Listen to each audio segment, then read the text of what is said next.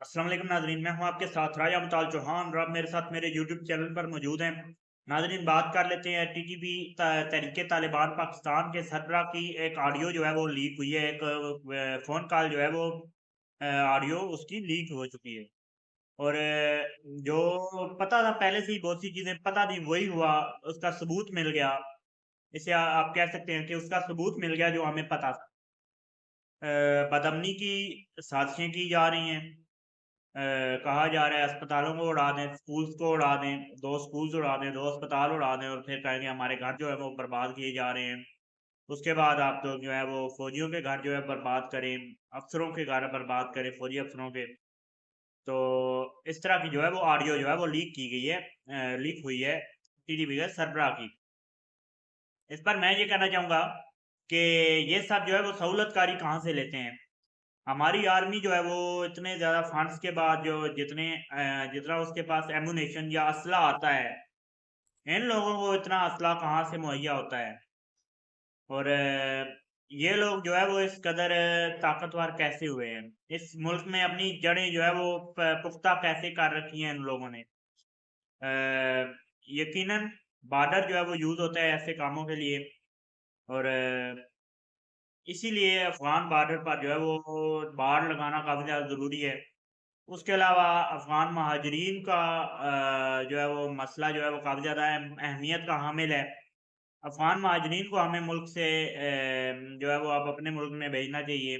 क्योंकि महाजरीन आते हैं जंग की सूरत में किसी भी मुल्क के महाजरीन दूसरे मुल्क में पनाह लेने के लिए आते हैं। अब तो पनाह की सूरत ही ख़त्म हो गई। अब तो उनका अपना मुल्क जो है वो जन्नत का गहवारा बन चुका है। तालिबान की हुकूमत है, जाएँ वहाँ पर अय्याशी की ज़िंदगी गुज़ारें। हमारे मुल्क में पहली वसाइल की कमी है, तो हम लोग मज़ीद ये जो है वो नहीं झेल सकते। ये ऑडियो लीक हुई है। हम सबको पता है कि हमारी ये पाक अफ़वाज जो हैं, वो पहले से ही किस कदर कुर्बानियाँ दे रही हैं। किस कदर हमारी पाक अफ़वाज जो है वो दहशतगर्दी के खिलाफ जंग लड़ रहे हैं, गुज़िश्ता कई सालों से, गुज़िश्ता दहाइयों से बल्कि आप कह सकते हैं। पहली बात तो ये कि इसमें कोई शक नहीं कि कुर्बानियाँ दी जा रही हैं, लेकिन उससे भी अहम ये बात है कि इनको जड़ें पुख्ता करने की इजाज़त नहीं देनी चाहिए। इनको जड़ें पुख्ता करने से पहले ही क्यों नहीं इनके खिलाफ एक्शन लेते और ऐसे लोगों को जो एंटी स्टेट लोग हैं, उनको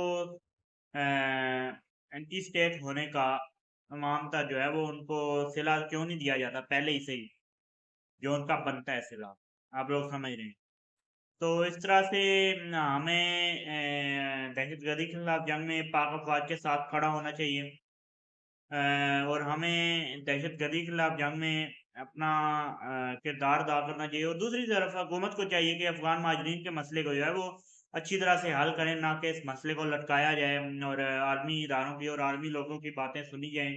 क्योंकि ये हमारे मुल्क का अपना मामला है, मुल्क का अंदरूनी मसला है, तो अंदरूनी मसले को अंदरूनी तौर पर ही हल हो जाना चाहिए तो बेहतर है। बजाय इसके कि हम लोग जो है वो बाहर के लोगों की बातें सुनते रहें और बाहर के लोगों के मुताबिक जीते रहें और फिर जो है वो हमारे मुल्क में रोज़ रोज़ की बुनियाद पर सिविलियंस की और आर्मी के जवानों की कुर्बानियाँ जो हैं वो शुरू हो जाएँ। हम लोगों ने वो बदतरीन दहशतगर्दी का दौर देखा हुआ है, जिसमें आए दिन सिविलियंस की और आर्मी के जवानों की जानें ज़ाया होती थीं, शहादतें होती थीं। इसी के साथ अब तक के लिए इतना ही। चैनल को सब्सक्राइब, वीडियो को लाइक कर दीजिए। मुझे दीजिए इजाज़त। अल्लाह हाफ़िज़ नासिर।